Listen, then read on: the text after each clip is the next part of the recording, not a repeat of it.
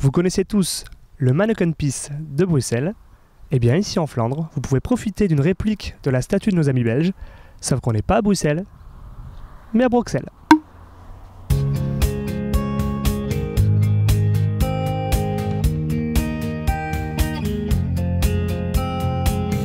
I stayed too long at the party, 3 a.m. when I shut my eyes. I was sleeping and dreaming. On est avec Vincent Pauwels, le maire de Bruxelles depuis 2014. Vincent, bonjour, et racontez-nous l'existence du Manneken Pis à Bruxelles. Ah oui, écoutez, nous c'est notre petit bonhomme festiche, hein, je veux dire, il y a un peu plus de, il aura bientôt 40 ans qu'il est chez nous. Moi, je suis arrivé en 2008 au conseil municipal en tant qu'adjoint aux fêtes, et il était là-bas au long de la route, présent, mais très abîmé, et voilà, en triste état, et ça m'a tenu à cœur, tout particulièrement, je dirais, de relancer ça, de le rénover, de le restaurer, et de le refaire vivre à nouveau, de faire une deuxième vie. Alors en 2011, vous avez fêté les 30 ans du Manneken Pis. Oui. Racontez-nous l'anecdote de ce qui s'est passé, l'événement que vous avez mis en place depuis 2008 et aux 30 ans. Voilà, tout à fait. Donc aux 30 ans, on a eu le bonheur de voir des cars belges arriver, des cars de Bruxelles arriver chez nous, hein, où la salle était débordante entre guillemets de Belges et des nôtres, hein, les Français. Et on a eu une énorme fête, avec des orchestres, etc. ici, avec une météo formidable.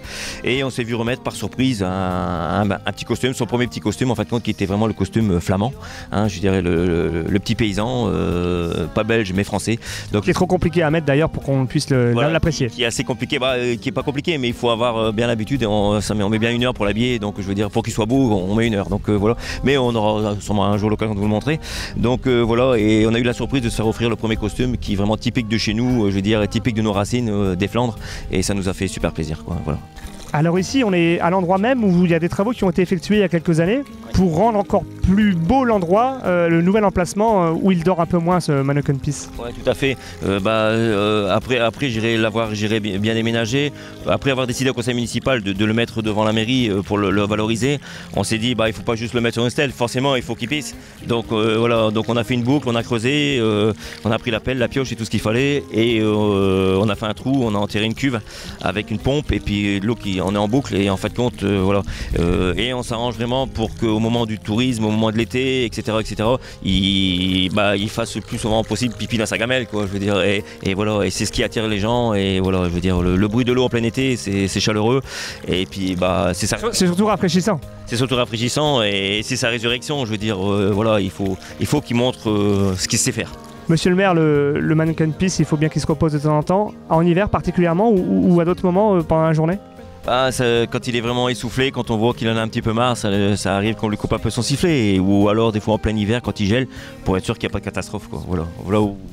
Voilà ce qu'on fait avec lui principalement.